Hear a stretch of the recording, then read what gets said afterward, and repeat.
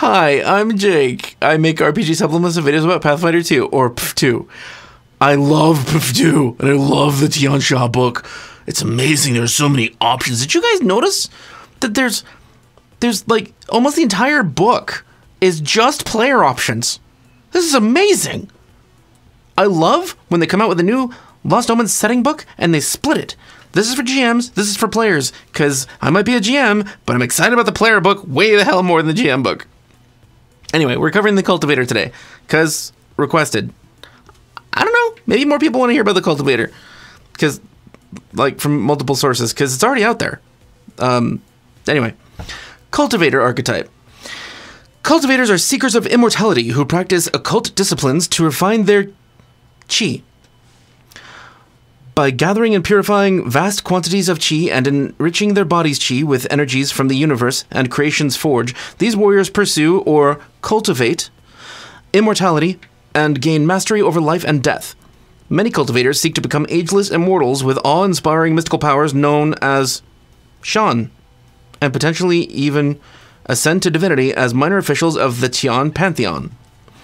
More unorthodox cultivators instead mingle chi with the void and the netherworld's dark energies. Guess which one I'm more excited about. While humanoid cultivators are the norm, it isn't unheard of for animals, trees, rocks, or even household objects to cultivate their chi and become powerful Yao Guai. That's a great explanation for the Yao Guai. You know, I was a rock for 1,000 years, but I just decided it was important to me to center my spiritual energy. I guess it'd be more like 100,000 years. The mountains of Shangwang, Shenmen, and Zia are famed sites for cultivators, as are the bamboo groves of Songbai and the verdant heart of the Valashmai jungle.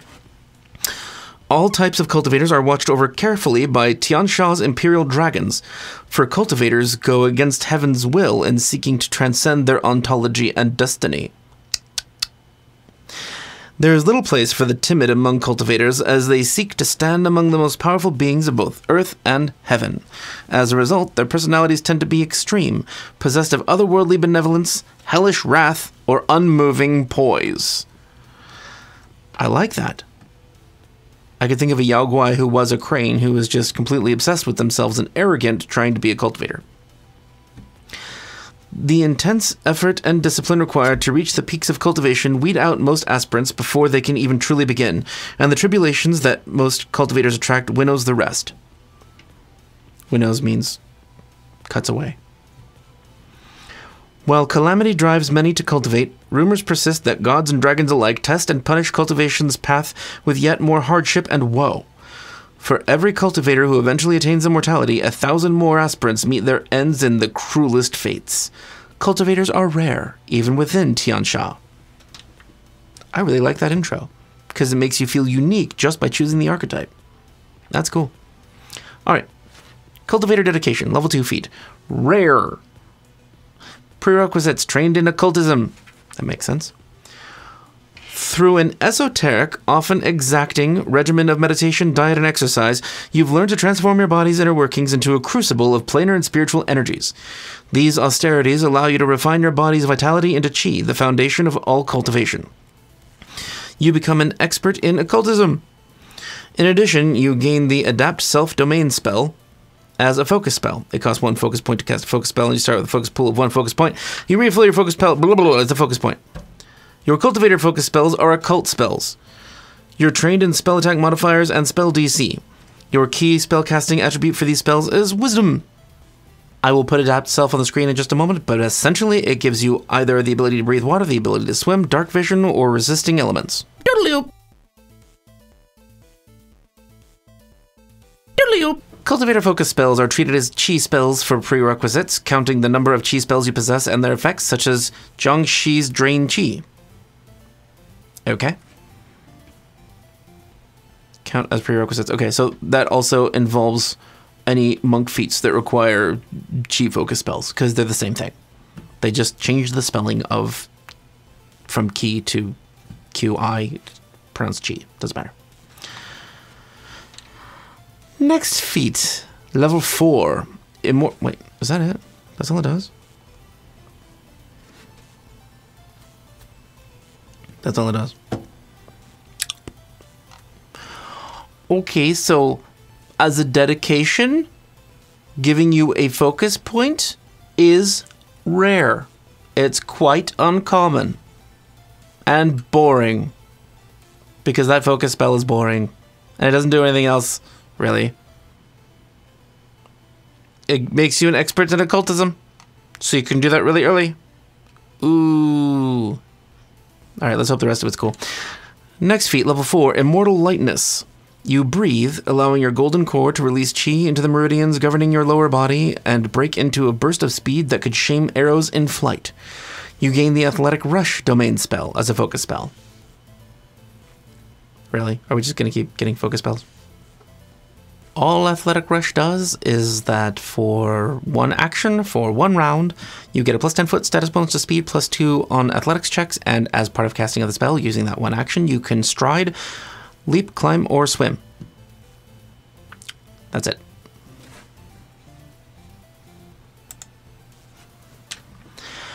Okay. That was boring. Next feat. Level 6. Okay, it's not without uses. But that's all. It's just a little useful. Just like the other one. I can survive better. Which I could have gotten from Ancestry feats. Meh. Next feat, level 6. Lotus Above the Mud. Prerequisites, Immortal Lightness, so you have to take the Athletic Rush domain spell first. Your chi, dancing ever diligently toward cultivation, eludes the grasp of the world's muck and mire. When you cast your Adapt Self or Athletic Rush focus spells, you ignore difficult terrain until the end of your next turn.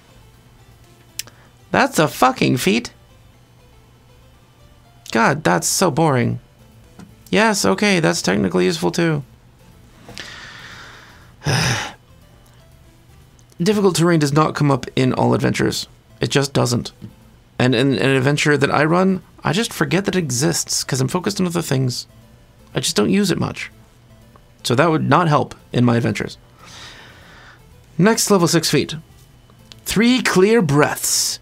Prerequisites, Constitution plus 2. Through your disciplined condensations and circulations of chi, you've caught a fleeting glimpse of cultivation's promise, and your health has handsomely profited along the way. You gain the breath control, die hard, and fast recovery feats. You must meet the prerequisites for these feats as normal. For each of these feats you already have, you can instead gain a different feat from the following list. Canny, Acumen, Fleet, and Toughness. Okay, like some of these are really good. Breath control, die hard, and fast recovery feats. I mean, it's mostly awesome that you get them all at once. Otherwise, you could have taken them if you wanted them. But they are useful. And some of them will keep you alive. Actually, breath control and die hard specifically will keep you alive. Fast recovery will help you get back on your feet faster, but medicine and magical healing are a thing, so Canny Acumen can be very helpful to increase your saving throws, and that's great. And Fleet is always useful because it makes you run faster. It increases your speed by 5. And Toughness, extra hit points. Everybody wants these. This is a class feat, though? Like, it's helpful, but it's not interesting. This is going to be the whole damn archetype. Next, level 6 feat. Wisteria and Peony Reunion. It's a free action. It has the traits Healing and Vitality. Frequency, once per hour. Trigger, you cast a focus spell. Your roots of chi stand firm, shaking off pains and aches like the returning flowers and leaves shed during winter's snow. You regain hit points equal to your level plus the maximum number of focus points in your focus pool. Okay, so you can heal yourself fast, especially out of combat. Because in combat, you can use it once. I mean, per combat, because it's once per hour. And you have to cast a focus spell to trigger it. And you're getting hit points equal to your level, plus the maximum number of focus points in your focus pool. So by now, it's probably 9. So you use a free action to regain 9 hit points at level 6. That's absolutely useful. Like everything else I've read so far. It's not sexy. I don't look at it and go, ooh, I'm taking this archetype because I get 9 hit points. Yeah! Alright, next feat, level 8. Cultivator's keen eye. It has the occult trait. Attuned to all arrangements of chi, you gain life sense. That's cool. As an imprecise sense with a range of 30 feet. You can also sense the presence of precious materials in the same range, which cultivators refer to as cultivation materials. That's cool. When you participate in rituals, you can substitute all or part of the ritual's cost with an equivalent value of precious materials. This applies only to costs and valuable substances like diamonds, not to rituals that require specific items to function. The GM makes the call if it's unclear. Holy shit, that's neat. But it's precious materials in general, and they equate it to diamonds, and it's 30 feet. I mean, call me wrong if you want, but I'm pretty sure that means that you can smell diamonds at a 30-foot range. And if diamonds are precious, what else is? Gold, rubies, emeralds? Probably a lot of things that are valuable. Interesting. It's sort of like it's tempting you to be greedy, which would pull you away from a cultivator's path, because it's more rooted in the material, because you can suddenly smell silver. I mean, that's all of that is aside from life sense, which is extremely useful. So this level 8 feet is useful even if it's just life sense, which allows you to tell if something is living or undead, or basically a construct too, because like if it's moving around and you don't sense anything from it, it's a construct. Also, the ritual use is quite nice if you're using rituals. I love rituals. I just lost my ritual list in my group, and I'm kind of pissed about it because I like rituals. Anyway, that is a good feat overall. It's potentially economy breaking, depending on the GM. So it's a great, great feat. It actually seems a little too powerful on the role-playing side, because you need money, I got money. I can smell it. Yeah, somebody dropped a gold coin beneath those floorboards. Yeah, it's way down there. It's past the rat. Next feat, level 10. Ghost Path Epiphany. Prerequisites. You aren't holy. That's interesting. Deviating from the orthodox path, you tread an inauspicious descent littered with flowers of death. This heretical choice will, in time, earn you the enmity and fear of more traditional cultivators. You become sanctified with the unholy trait. You also learn the Cull, Spirit, and Commune rituals. Cool. Which can be used to contact only undead or entities from the void or the netherworld. Creepy and awesome. When you cast a ritual, you can reduce the number of secondary casters by 1 as you direct decaying fragments of your own soul, felled by your proximity to death, to assist with the ritual. That's neat. When you do, you must fulfill any requirements for the secondary caster, and you attempt the secondary check normally performed by the secondary caster. You can't replace the secondary caster who's the target of the spell, as in the Atone ritual. Oh, okay. So you can't atone yourself, but you're not going to anyway because you're unholy. Again, if you're using rituals, this is freaking useful. If for no other reason than you can take the place of a secondary caster, and you just have to rely on your own skills to make those checks. And because you can smell gold and taste diamonds or whatever, this is a great ritual caster archetype. Once you get to level 8. I mean, that's why I would take it. Just for the ritual casting bonuses, benefits, you know, those things. All right. So that one is obviously only useful if your group uses rituals. If your GM doesn't understand them, I'll put the rituals video at the end of this. If your GM just doesn't want you to use rituals, then, well, that feat's useless, and I'm sad for you. Because rituals are fun. Animate object by itself is fun, and it's really low level. You can start with an animated clock that annoys people by going off every hour. Next feat, level 10, 3 pecks of dew. Prerequisites, you aren't unholy. At this stage of cultivation, your body is as much spirit as flesh.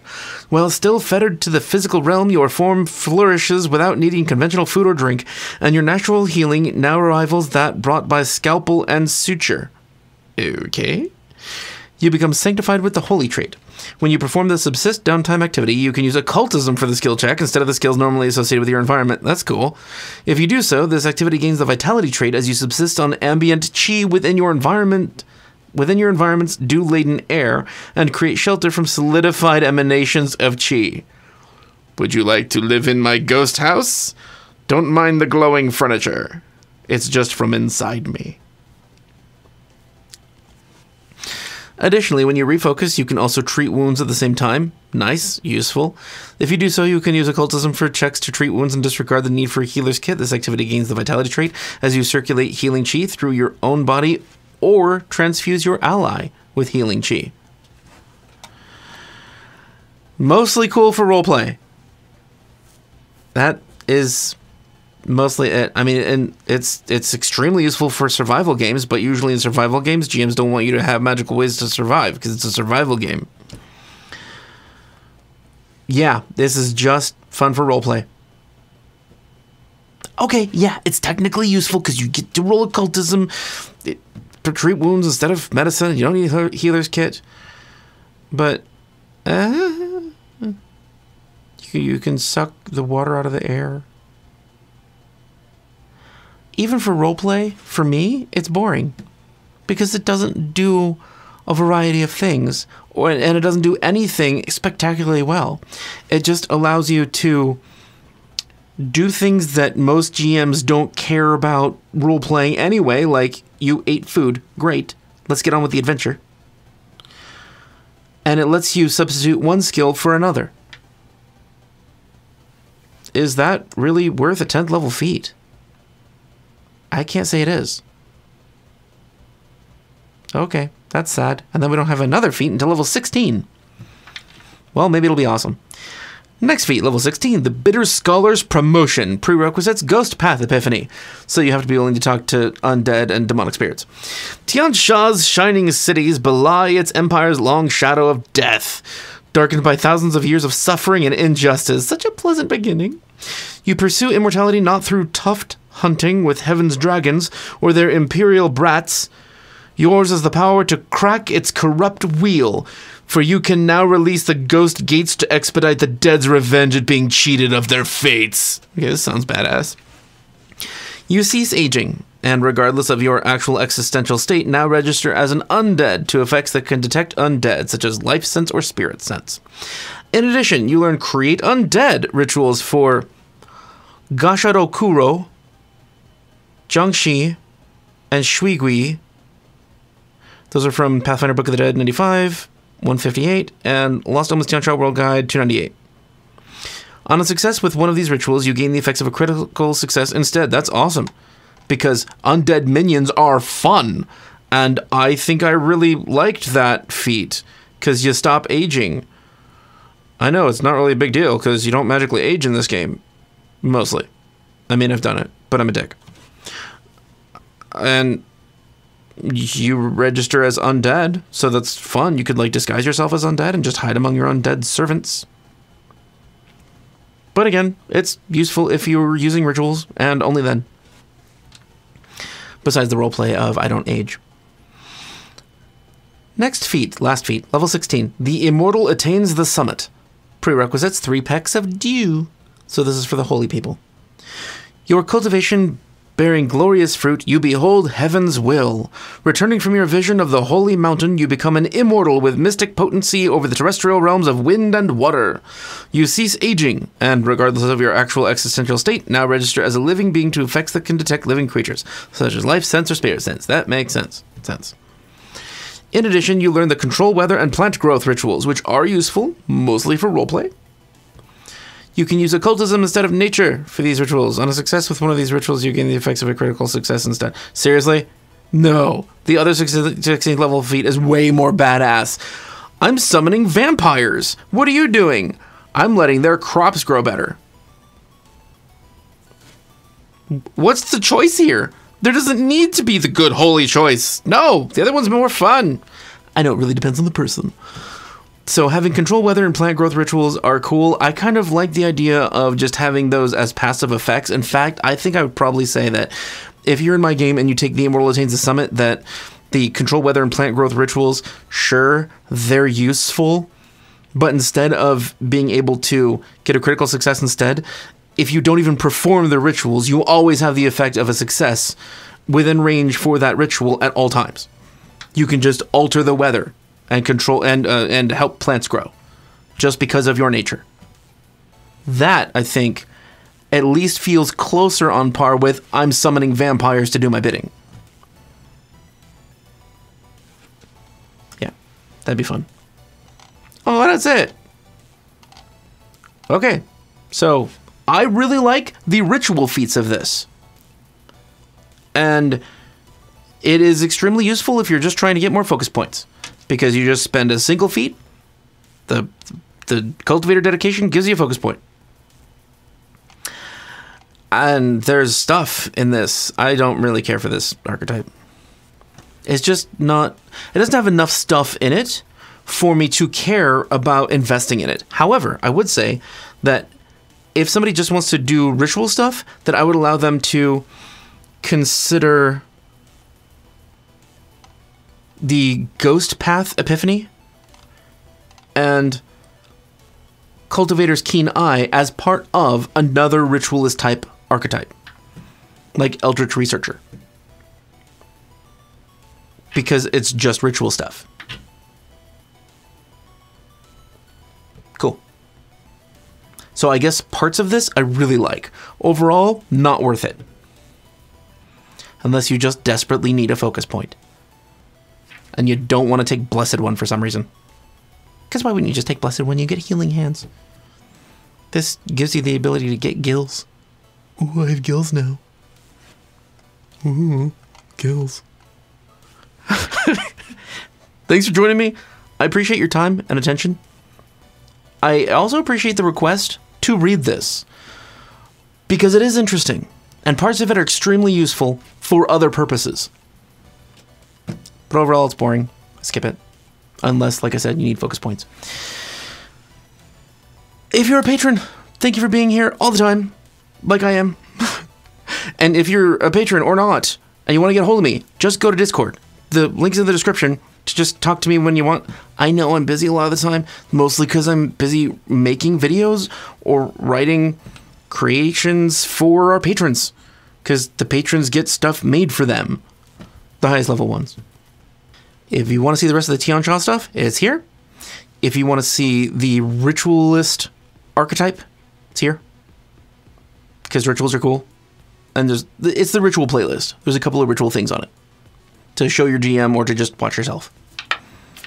Thanks. Bye.